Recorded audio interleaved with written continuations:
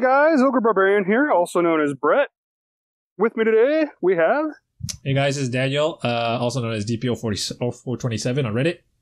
And unfortunately, Doombox is unable to join us right now. We have this feeling that he may be napping. He's getting old and he needs his sleep, so we're going to let him sleep. He's the youngest. But we are the oddsmen.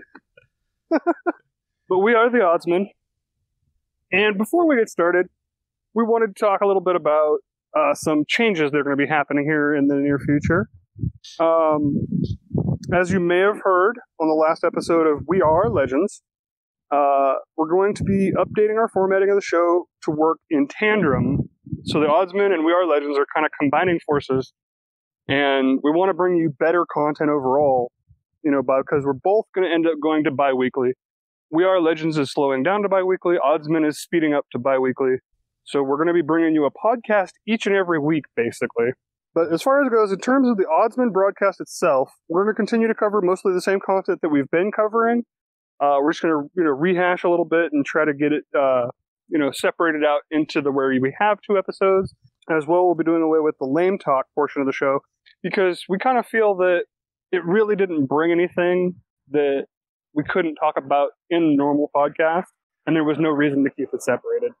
But anyway, let's get right into the DCL content that you're all here for. Here comes a new challenger. DP is going to go ahead and talk about Wondergirl. Right. So one other thing we forgot to mention about the formatting change, since we're going bi-weekly, so we're not going to cover all 4 characters of the new month of each month in the podcast. In each podcast, we're going to split it up into 2 for each podcast. So one of each, one of the new characters and one of the rework characters. So let's start with Wondergirl. Wondergirl right now, as far as I can tell, she seems very, very promising. From the videos I've been seeing, people posting online of using her and going up against her, she seems very scary, especially if you're going up against her with a buff-heavy team, like, let's say, Clayface-based teams, or Etrigan, or Power Girl, any team that racks up a lot of buffs, because her 5th passive... Right, Steppenwolf too. Her 5th passive will proc over and over and over again. I believe it's 100% proc rate at max. As long as they have max is out at 100%. 6 or more buffs on their turn, right? Yeah. I think they gave it 6, right? Yeah, and that's not hard to do. 6 plus on that character's turn. Right. So if you think about it, if you're playing with Clayface, she's going to proc 4 times, guaranteed. She's going to proc 4 times. No, not necessarily guaranteed, because if you have the upgrade, you're going to lose 3 buffs each time. Really? Anyway. Oh, right. Oh, right. So her lasso will remove buffs so that at least the first 2 times, the first 2 characters times, she's going to proc twice. And then if the other characters still have 6 or more buffs by the time they get around to her turn and not already dead. Yeah. Okay, so in terms of her kit, I mean, overall, she has a lot of good stuff going on with her. Her basic, fully upgraded with the legendary, is basically an FU to Harley Quinn Mad Jester. She has, let's see here. At legendary, she gets 50% additional damage and 100% damage, plus 100% damage, and can't miss if she's enraged. So straight up, she will never miss on Harley Quinn. And she will just do a bajillion and probably murder her. Yeah. Well, I don't know. I mean, there's also the whole question of affinity advantage, disadvantage. So even though she's doing a lot more damage on her basic, I think that maybe Harley Quinn will be able to withstand it because of the affinity advantage. But anyways, the boon. True. Fair enough. The boon of Olympus, which is her buff, gives her strength up.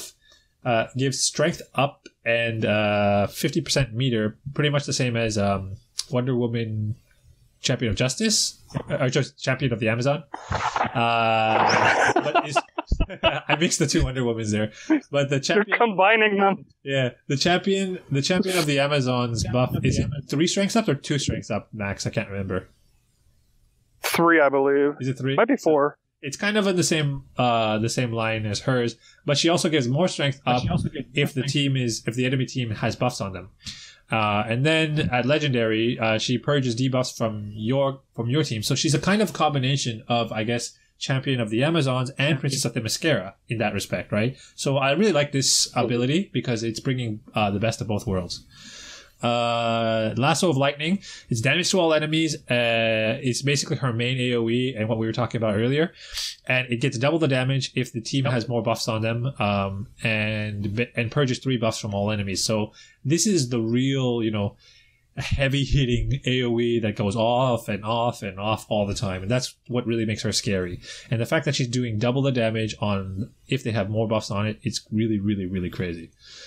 So then we get to her first passive, which is Birthright. Each time an enemy gains 1 or more buffs on their turn, she gets 65% chance to gain a strength up, and at Legendary, she gets 2 crit chance ups. So basically, when they're self-buffing or buffing their team, she gets faster and more strength up, kind of like Supergirl does.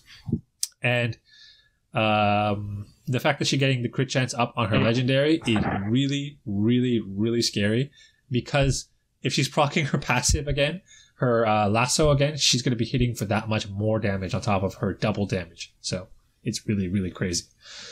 Then you get her main passive that everyone's scared about, the Divine Balance. At the start of each enemy's turn, if that enemy has 6 or more buffs, purge 2 buffs and 100% chance to use Lasso of Lightning.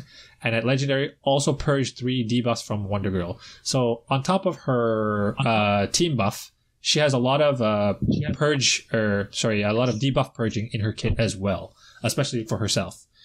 So basically, if you're running a buff-heavy team, for the first couple of turns, you're going to be getting hit by her AoE a lot, and then you're probably not going to have any buffs left at the end of it. So, yeah, pretty scary. Any thoughts on her? Yeah, the other thing I wanted to point out is that she has a physical support gear set. Yep. So she actually has a very high strength.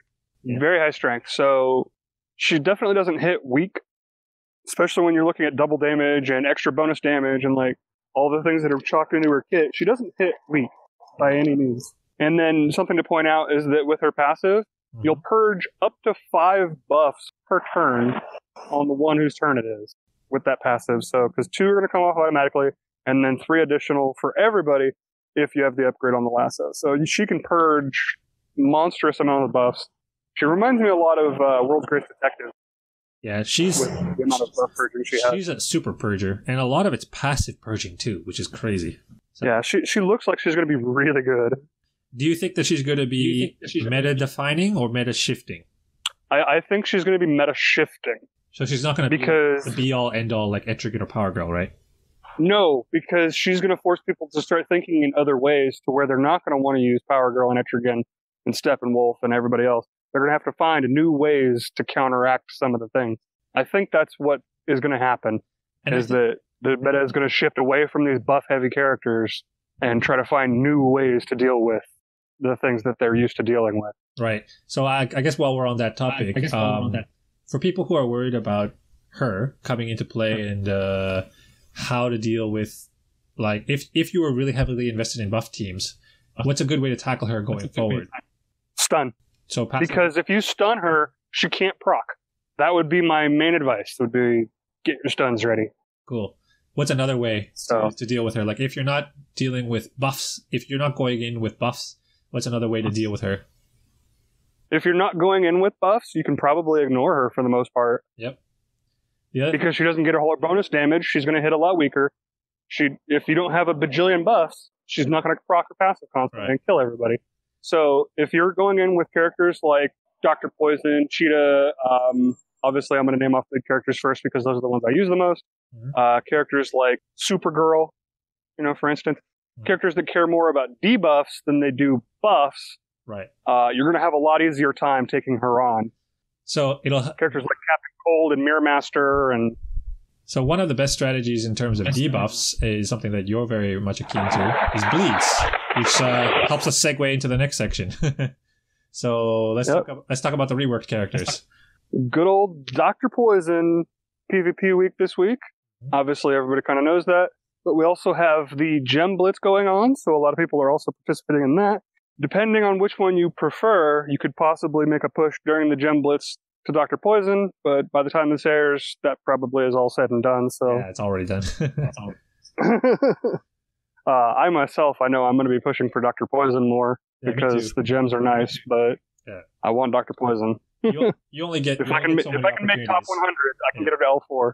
Yeah, you only get so many opportunities to pick up Dr. Poison shards, so you should. She has been really rare since she came out. Yes. Yeah, she's hard to get. So it's very hard to get. Let's hope. Hopefully, she gets a hero challenge next month too. For those who needs to. I'm inclined to think of the two reworks that she'll be the one that gets the challenge. Supergirl, because Supergirl was the original 1100 fragment character. Yeah. She was also Supergirl was also featured in a lot of different packs in Alliance, and I think even in maybe Red Alerts or Alliance packs. She had PvP packs. Yeah, like she was here and there in different places too, and she was a board clear. Yeah, she's had way more availability. Yeah. So I would definitely see Dr. Poison being the one getting that treatment, but hopefully that holds. Yeah, exactly. All right, so not a whole lot of Dr. Poison changed. Want to say that out the gate. Her basic attack did change slightly. It is now, instead of applying 3 random bleeds to the enemy team if the opponent had a bleed, it now applies 3 bleeds base to the target you hit with her basic, and then will apply 1 bleed at random to the enemy team if they had bleeds to begin with. Minor change there, but I think it's actually a very good change because now she's guaranteed to apply the bleeds, which is something that is a pretty big deal, I think. It lets her stand a little bit more on her own as compared to how she was previously. Legendary upgrade for this is the one I recommend as your first upgrade. If you use your basic attack on somebody, it increases the duration of all bleeds on that target by 1. That is absolutely monstrous, especially when you're looking at taking down hard to take down tanks like Bane, for instance. If you can stack your bleeds fast enough, his mends will fall off eventually, but those bleeds will not because of Dr. Poison's increasing. Eventually, you will win out. And then her second move is her anti-venom. I don't think it changed at all, actually. Basically, it's a team-wide heal, and it has a true heal percentage of 10% built in. And then the legendary upgrade for this is to reduce the cooldown by 1. So it starts at 3-turn cooldown, and it goes down to a 2-turn cooldown. This is probably upgrade number 4, I'm thinking right now. And then, of course, we have her AoE, Gas Grenade. You're going to apply 1 bleed to the enemy team and deal 10% true damage, and then deal light special damage for each bleed on the enemy team. So if you stack a bunch of bleeds before you use this, you can get pretty good numbers for the damage and do, 30,000 damage, depending on how many bleeds you have out there. The legendary for this applies 2 heal immunities at random. They also have a 2-turn duration, so I do want to point that out. They are 2-turn. And there is currently a bug for the gas grenade that anything killed by gas grenade counts as 7 deaths. I was counting that actually earlier on. What do you call it? The Wondergirl challenge. I was using Dr. Poison with Etrigan, and every time she killed one of the minions with her gas grenades, I was counting how many times Etrigan procced. Was it 7 times? Yeah, it was 7. So it was exactly 7. Yeah. So, because basically what it is that every level of upgrade, each time it adds a true damage layer, they're all counted separately, essentially. Kind of weird. At least that's how far I've figured it out to, anyway. Yeah. It's linked to the true damage, and at one point, other characters that dealt true damage also had the same bug. It was weird because, this was pointed out a long time ago, and then it looked like it was fixed, and then it came back again. It got fixed, and then something else changed in the game, and it came back. So it's like something overwrote the fix. Okay. I mean, I'm guessing they're looking into that, but it's not a high priority fix for them right now because it's got very corner case. Well, right? I'm sure it'll be in the next patch probably. Especially if people are going to use it. Because it will be a priority, especially if she has a hero challenge. It'll be a high priority.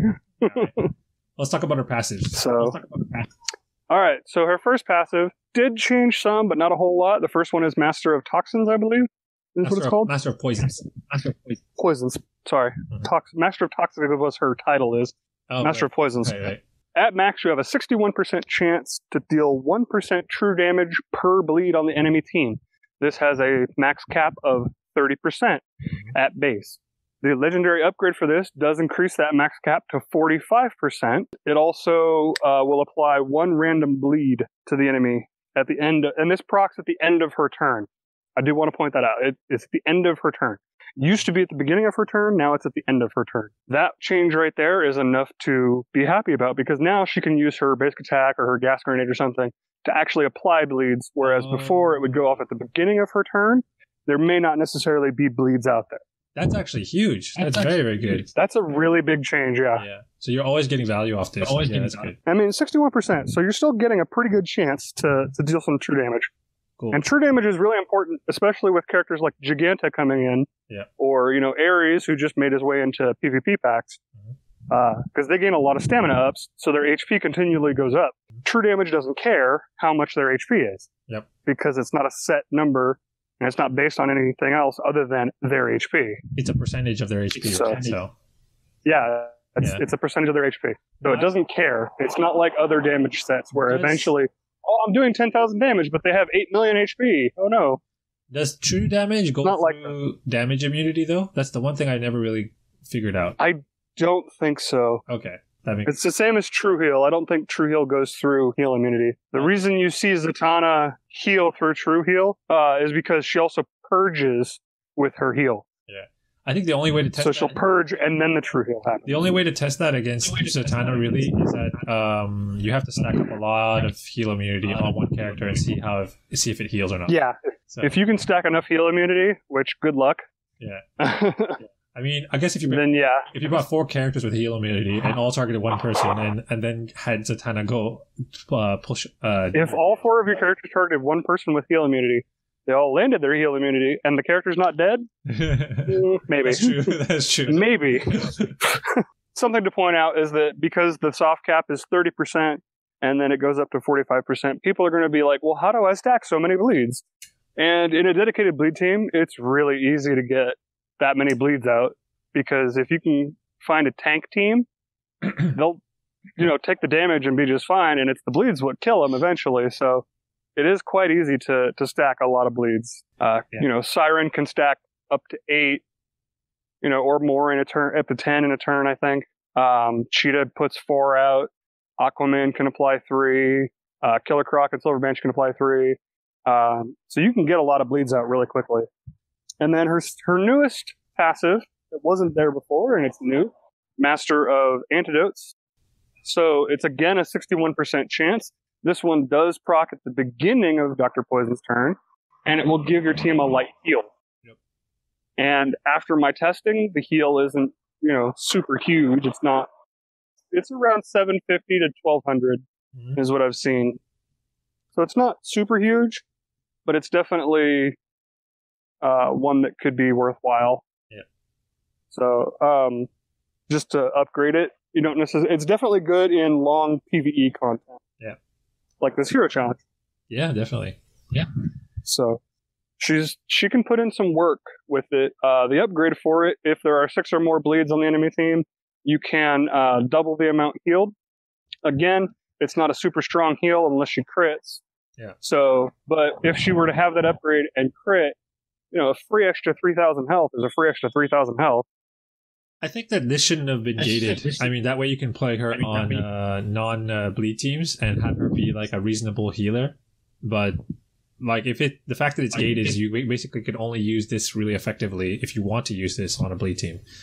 Well, I mean, to be fair, Dr. Poison, the way that she is, you kind of want to play her with at least one other bleeder anyway. So 6 bleeds is nothing. I promise you that. Well, definitely. Especially if you use one other person, yeah. So, like, if you just have one other bleed character on your team, doesn't even matter who they are. All right. They'll apply 3, she'll apply 3, and then you'll be there. Now, I have a question for you, because I'm thinking about using Dr. Poison more in the future myself, mainly because for those of you who don't really know, she's one of the only physical special damage characters out there. One of the heavy cruxes for bleed teams. And now the fact that she's adding, like, heals playing a bigger part in her kit, while it's not really the most important part of her kit, is there any significant changes to her gear set? Have you seen like any bumps in her stats? It wasn't her gear set that changed, but her stats did go up a little bit. Okay. She gained about 400 power for me. Okay. Yeah, she's one of like at gear 10, she's one of my top physicals too still. So that's it's quite interesting. And that seems like she was at about 6,900 for me, and then she jumped up to 73. That seems to be the trend going forward with a lot of the reworks. They're bumping up their stats to make them more viable. So, well, you got to put him back on par with these new characters that have come out. So, right. In terms of like, they did bump her intelligence up a little bit. Can she hold her own at like gear 11, or is she like still squishy? Like, what do people have to be worried about? She is pseudo squishy. You definitely want to protect her. So you definitely want to protect her a little bit. You need to break some tanks too. Her speed isn't very fast either. She'll go after a lot of people. So if you play her on, she's only got like a 97. So if you play her on at max, if you play on a team with like Lobo or Chemo, you can set up taunts on them, for example, to protect her. And then she also pairs really well with Constantine, because his basic will also call an assist and apply 3 bleeds. If he calls her, there's 3 to 4 more bleeds there. Right. So you could have your 6 bleeds plus on her first turn. Right. And if you use her quite easily, if for some reason you're feeling courageous and you want to put the taunt on Dr. Poison, she could proc twice and put bleeds all over the place. Yeah, she could. Like, to be fair, that's a trick I use with Constantine. If somebody is about to take their turn and I just want to have a double attack, I'll do that. Because they're like, you can do that, and the taunt will fall off. So exactly. So it's not. It just depends on how you play it. So just make sure you're watching those turn meters. All right. Yeah. All right. That's cool. All right. One thing before we move on, I didn't finish talking about my legendary order. Oh yeah, sure. So basic first. So 1, you want her heal immunity second, probably. So 3. Number 4 is her 3rd upgrade. You definitely want to increase that max cap, because you will find situations where you do run into the max cap. And then also being able to apply another random bleed is pretty good. You want her 2 as your 4th upgrade, because reducing the cooldown on her true heal is very powerful, and probably more powerful than her 2nd passive, which is going to be her last upgrade, I think, because doubling the amount healed, even though it's doubling the amount, it's still a fairly small amount. So pretty straightforward. All right, let's jump into the arena. So what can you tell us about PvP this month? All right, so this month we have the gem blitzes and showdowns. We have 2 gem blitzes and 2 showdowns. The first of the gem blitzes is running right now, and it is the Mystic one.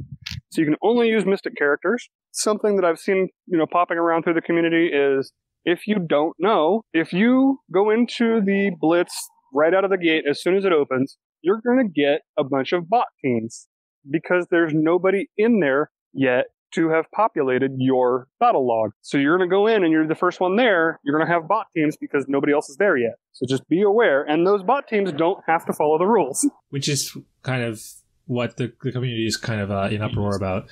I mean, yeah, right. And I just want to bring this up because I have seen the community talking about it, and it's like, I just want to make sure everybody knows, if you go in early, you're going to fight bot teams. They don't follow the rules.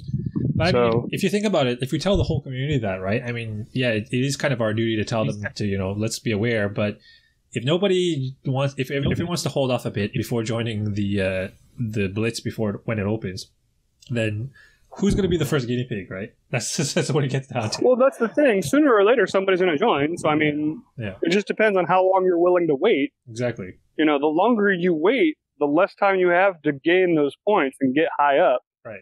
So it's a double-edged sword. Yeah. I've never actually come across it yet, because I usually start the gem blitz at the beginning of my day at the reset, and I think that it's the blitzes start about 3 or 4 hours. I want to say they start about 2 or 3 hours before. Yeah. So basically, I usually have a decent buffer when it starts for me. But anyways, like the only thing that I think that should be looked at for a future update is the fact that if you're using bots, that's fine. Just make sure that they follow the rules. I mean, why make rules if the bots don't have to follow it? That's just kind of weird. Fair enough. The second of these gem blitzes is going to be an all-villain blitz. So hopefully you got some villains ready and you're not just using heroes. And then, of course, we have the Nightwing showdowns, which are coming. Yep. So you get 2 events to try and compete for Nightwing shards. And I think this was actually a good call, because here at the end of the month, we also have the Titans Go event. And guess who you get to use in that? The Titans. Guess what Nightwing is? He's a Titan. Yep. Imagine that. He's also a pretty good character, because he was hard to get for a while, and like he is. He's a very good, very underrated character, because he's been so hard to get. Yeah. He's very annoying. He has come up here when you fight against him. I think he has come up here and there in different events. Like he had PvP weeks, and he had he did have a hero challenge. Yeah. So I mean, the access to his shards weren't terrible, but they're still kind of lacking. And this is just more shards for hard to get characters, always great. So yeah. Yeah, exactly. I'm never going to complain about hard to get characters being, the events. And then something else to point out, we have Cyborg as our board clear right now. And again, Cyborg's a Titan. I can't really fault WB for pushing the Titans event. Right. Because currently it is billed as going to be the hardest event to date. There you go. Can't really fault them for having the desire to give out free shards of Titan characters. I mean, for this quote unquote hardest event. Well, we'll see what it's about. So, but there's something. I guess we'll talk about that in the next section too. But before we move on, in terms of PvP, I mean, we were talking about Wondergirl earlier with the other reworks. Do you feel like the July characters are going to shake up the meta? I do. I feel like the July characters are all going to shake up the meta quite a bit. Yeah. Especially after seeing Giganta in action in the Hero Challenge last night. I think there's going to be a lot of shake-up, and these new July characters are going to be all over the place. So especially Supergirl. Yeah, we'll probably go into that in a little bit more detail in the next episode. But if you guys haven't heard already, we talked about it a little bit on the We Are Legends podcast last week. So you guys can take a peek at that one too if you want to hear what we think about Giganta and Supergirl too. But we'll talk about those two more in the next episode. Moving on, what are the events for this month? So the Event Horizon. The PvE content that we got this month, we got the Wondergirl challenge. We just finished the Siren challenge, which I guess technically was a leftover from June. Hopefully you got a chance to pick up some Siren, because it seems like bleeds may be the way to go here in the near future at some point to take down some of these new characters, or rather debuffs in general, not necessarily just bleeds, but Siren's very good if you did get a chance to pick her up. So, but anyway, we have the Wondergirl Hero Challenge, and then we have the 6-day Hero Challenge going to be Terra, so that's going to be really good because she's another one of those really hard to obtain characters. And a Titan. And a Titan, right, exactly. It's like they kind of planned all this out. Yeah. Or had a Titans month last month, at least. Yeah. To coincide with the release of the TV show or something. Two Titan months, kind of. Which, I mean, Titans are, to be fair, one of the more popular... Yeah, definitely. Character sets, I guess you could call it. There was the other Titans event. Do you want to talk more about that? Yeah, there's going to be the Titans Go For It. And currently, the only thing that's showing for rewards is Deathstroke shards. This may not be 100% accurate. We don't know. Obviously, we haven't started playing it yet, because otherwise it's just a reskin of the Hero Challenge. Right. So we don't know what all exactly is going to be in there yet. If it's just a Hero Challenge with limited roster, it doesn't seem worth it. But if they're also giving out Legendary Essence or XP Agents or, handful of any other thing, like, there's a lot of things they can hand out to make this event better than just Deathstroke shards. So like, if you're giving out, we'll see. If you're giving out gear or orbs or XP orbs or gems or rings, essence, legendary essence. Yeah, I wouldn't be happy if they're giving out just essence, because that's easier to come by. But legendary essence, sure, but that sign, I kind of feel like that would be on the same vein as the PvP challenges, right? The PvP special, like, showdowns, because those give out legendary essence too, right? I kind of feel like, right. I kind of feel like rehashing that into a PvE content is kind of lame.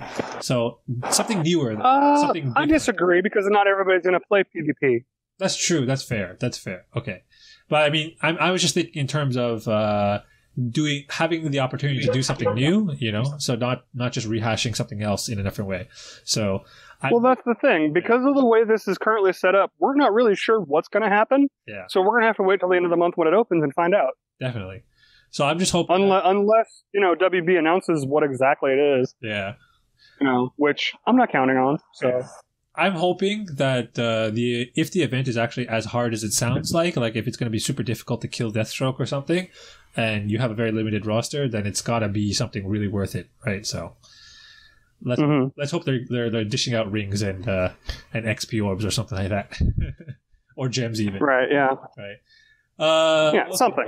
Yeah. Just something additional. Yeah. It didn't even for those players who don't necessarily need Deathstroke at this point. It doesn't even have to be on repeated clears, for example. If it's like the first clears, and then after the clears after are only Deathstroke shards, that'd be fine. That's cool.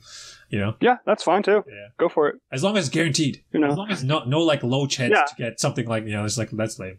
Oh, you know what else would be really cool? Yeah. Life and death rings or hope rings or something like that would be cool too. I'm mainly on the hope ring. Like, I just want more and more and more hope rings. That's all. But anyways, fair. That's fair. Rage, please. if you put rage rings out there, you're going to get a different reaction appropriate. You're going to get rage. Yeah. You're going to get rage. There you go. But in terms of these characters for these months, you're going to get a lot of access to Nightwing, Cyborg, Terra, maybe even Deathstroke shards. I mean, any ideas or any... Like, you should be able to do this event at least a little bit. But I mean, for people who are picking up these characters, right, going forward, do you have any suggestions or recommendations for them on these characters, how to use them, what they're good at? And yeah. So Cyborg, just real quick, he's a very heavy self-buff character. He's kind of a catapult-style character at the same time. You're going to want to use his basic, and then you're going to want to use his charge cannon on a priority target. Yep. And nuke somebody, really heavily. He also has a nice can't miss built into his basic, so he also gets rid of evaders really well. And then his third move gives him some speed, so he can get moving pretty quickly. Yeah. And then his passives just add more strength on top of that. And then he also has some meter gain in his leader ability. So overall, pretty good character. Can work with a lot of different characters. And being energy, he's fairly strong against a lot of the popular evaders. So that's probably his primary use, I would say. Among these 4 characters that we're going to have a lot more access to this month, I mean, which ones do you think are going to be really impactful, let's say, for people who want to battle in the arena? Cyborg, Nightwing, Terra, and Deathstroke. Yeah. Like, all 4 of them are very impactful depending on how you play. Yeah. So, and they offer 4 different playstyles, for that matter. Nightwing is going to be more of a in the middle of offense and defense.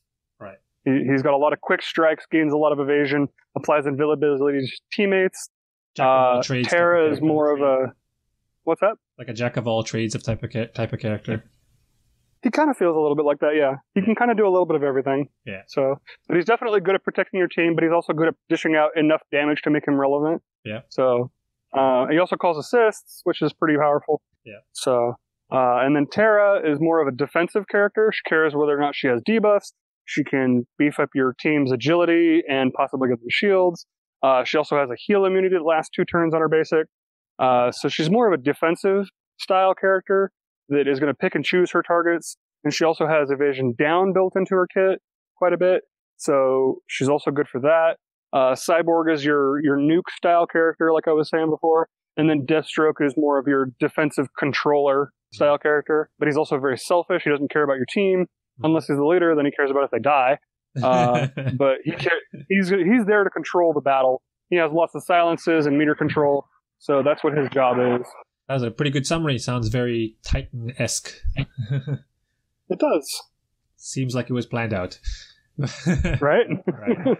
All right, so that's good. Let's move on to, I guess, the shop talk. So very quickly, there were a couple of changes to the arena packs, and quite significant ones, in fact. So they removed Deathstroke and Supergirl from the arena pack because Supergirl is a rework character for this month, and she'll be getting PvP week. We'll get more access to her shards in the shop as well. Deathstroke, obviously, as we just said, he'll be in the Titans Go For It challenge. But they were replaced with World's Greatest Detective Batman. Yay! And the one that a lot of people were surprised about, White Lantern Sinestro in the rare slot. So that's a really, really big one. I'm actually very, very happy that he's there. I only need to... White Lantern Sinestro has been so rare. Yeah, I only need to pull around like 11 or 12 more shards, like 1 mega pack, to get Legendary 2 with him. Oh, nice. And I've pulled maybe 30 packs in the last week or so since this change has been out, and I haven't pulled it once yet. Anyways, yeah, let's move on. Like me personally, I'm excited for White Lantern Sinestro. I'd like to get him to Legendary 1, but I'm more interested in the Ares fragments for myself. Oh yeah, definitely. Okay, so let's see. So there was a couple of other things notable in the shop. There were a couple of Reddit users posting pictures of their shops where they were getting these $1 and $5 Superman packs, offering different amounts of gems. Now, I won't go into it in too much detail because they're probably not even available anymore, but they weren't being offered to everyone. It seemed like to me that some players who were getting the $1 pack, I think for the most part, were free to play characters. Mainly, the reason why I note this is because I know some players who have more than one account, so their alternate account, which was free to play, had this offer come up a couple of times.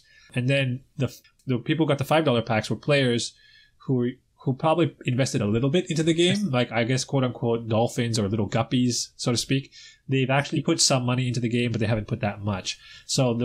And personally, I haven't seen any of these packs show up for me. So people who have invested a significant amount of money probably have never seen these packs come up for them. So I think this is what we call targeted marketing.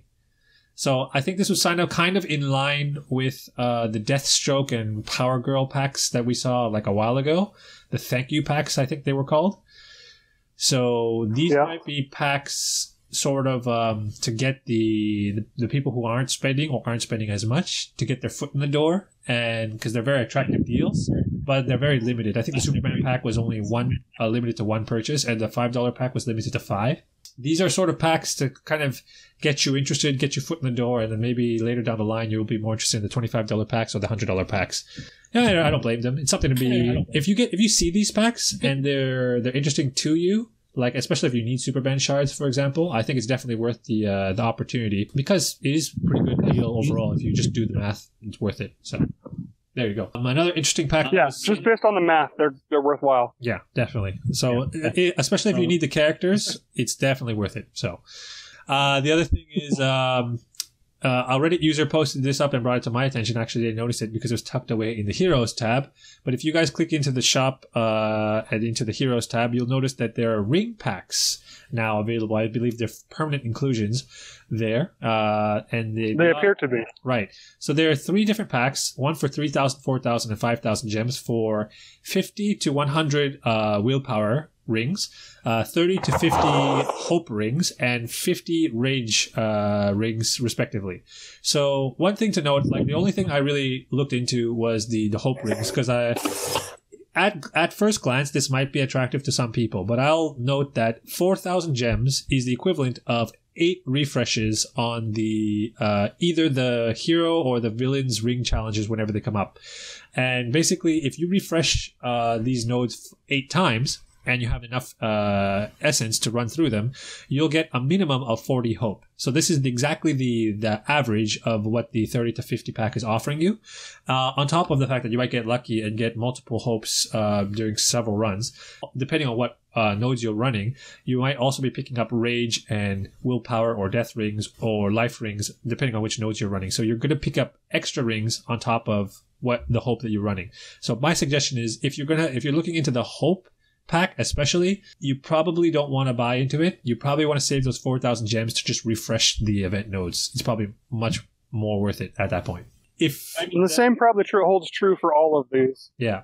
And if you're wondering, don't buy the rage pack. Just don't. That's all. So, you will accumulate enough rage, we promise. Yes. This is literally and we're talking about the rings. We're talking about the rings. Oh, I'm talking about both. So let's move on. So the community watchtower, as we mentioned earlier in the podcast, we've been talking with We Are Legends, and there's going to be some formatting changes between us and them. We are collaborating with them to have more of a more maximized exposure, so that both of our shows we'll be able to reach you all, and you guys won't go too many weeks without having new content out there. So the idea here is just to give more regular and consistent content for everyone. So that's something to be happy for. And as we were talking with Hate Mail during the last couple of We Are Legends podcasts, there's going to be, and in our last podcast too, there's going to be a crossover coming up, originally scheduled for August. But considering that now we're going bi-weekly, this is episode 11 as of the time of this recording. The 12th episode won't be recorded. It'll be recorded and it'll be live on Discord as we usually do at the end of the month. So it'll be actually the end of July, and that'll be posted up on Reddit, so that it'll give users enough time to get ready to join and join in the discussion live on Discord. So we're not really sure exactly what's going to be in the crossover. We're probably going to go through some of the usual stuff, but a lot of it's probably going to be, free-form ad-lib, just chatting over with the We Are Legends crew and talking about, DC life in general. We were talking about this amongst the Ozmen, but we are thinking about introducing some new rewards for our patrons, and it's more of actually giveaways. So this is a a little bit of, this is basically my idea here in a way to get more, I guess, let's just be completely honest, to get more patrons in the door. So, to be completely blunt with everybody, some of the upkeep costs that we have to deal with in terms of the podcast is basically, well, just very simply, the SoundCloud membership we have to pay for is $15 a month. And we're just looking to cover that at our base cost, and everything else is gravy after that. We're going to reinvest that into the show and make it better for you guys. So hopefully get better equipment, better internet access, and so on and so forth, so that the show will be a lot better and smoother for you guys. So in that vein, in order to get more patronage, so to speak, I'm thinking of introducing what we call let's call it an Oddsman giveaway. At the end of each month, at the end of the second episode of each month, we're going to be doing a random draw for each of our patrons. As long as you are a $1 or higher patron, we're going to enter you into a draw to win a gift card. And the gift card will be either for iTunes or Google Play, depending on which platform you prefer. And we're going to start doing this as soon as we pass the $30 goal threshold. So at $30, what we're going to do is we're going to reinvest that money, obviously $15 of it, into our SoundCloud membership for each month. But we're going to give away a $10 gift card from that to one of our lucky patrons at that point. At higher tiers, at higher goals, we're going to be giving away a little bit more. So depending on where you stand, so let's say, for example, I had this written down at some point here. So at $30, we'll be giving away a $10 gift card at the end of each month. At $50, we'll be giving away a $20 gift card or two $10 gift cards, depending on what the patrons like. So one person can get one gift card, or two people can get one gift card each. At $70 per month, once we hit that threshold, we'll be giving away a $30 gift card or three $10 gift cards. And at $100 per month, we'll be giving away a $50 gift card or five $10 gift cards. So this is available to any patron at any level of patronage, at any tier. So even if you're pledging $1, you have the chance to gain at least $10 back at the end of each month. So, and we'll be doing the draws live on stream or live on air as we're doing the podcast. So if this is something you guys are interested in, check us up on Patreon at patreon.com/theoddsman. And obviously at different tiers, not only, so if you're pledging into the $1 tier, you're already automatically entered to the draw at the end of each month. But at $5 and $10, not only are you getting other benefits at those tiers as well, you're helping to push that threshold closer to the higher payouts. So it's more of a, I guess, buy into the giveaway too. But at the same time, we'll be posting up more details on each tier. We'll be improving each tier, showing you what you're going to get from those. In terms of the other rewards, as we said, we're getting rid of lame talk. So what the perks for patrons before, to be a patron was to get early access to lame talk on the patron page.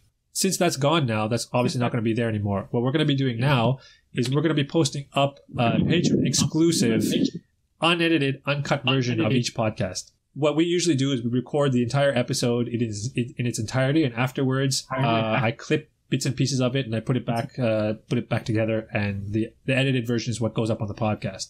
But if you guys want to hear us with all our outtakes and all the crazy stuff that goes on in the background, you guys can get access to that at the $1 tier or higher on Patreon.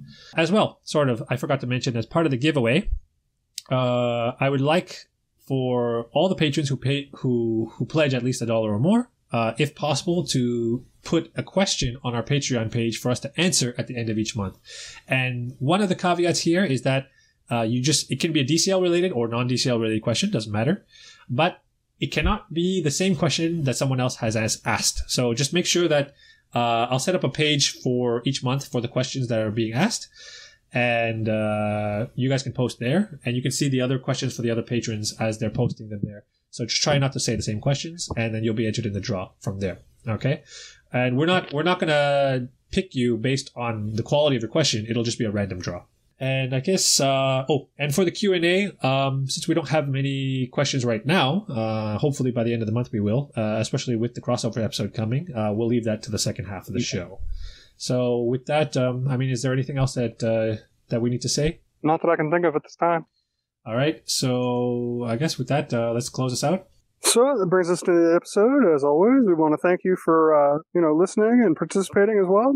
And we'll see you all next time. And if I haven't plugged Patreon enough, check us out at patreon.com/theoddsman and at social media at Facebook, Twitter, YouTube, at The Oddsman. Oh, and SoundCloud as well. All right. And with that, thank you guys. Have a good night. Hey guys, this is Seth Rogen. I wanted to give a huge shout out and thanks to everyone for listening. Catch us when we go live on Discord and follow us on Facebook, Twitter, and SoundCloud at The Oddsman.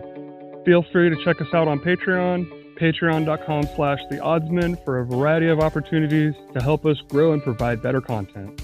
Thanks again for your continued support, and as always, enjoy and grind on.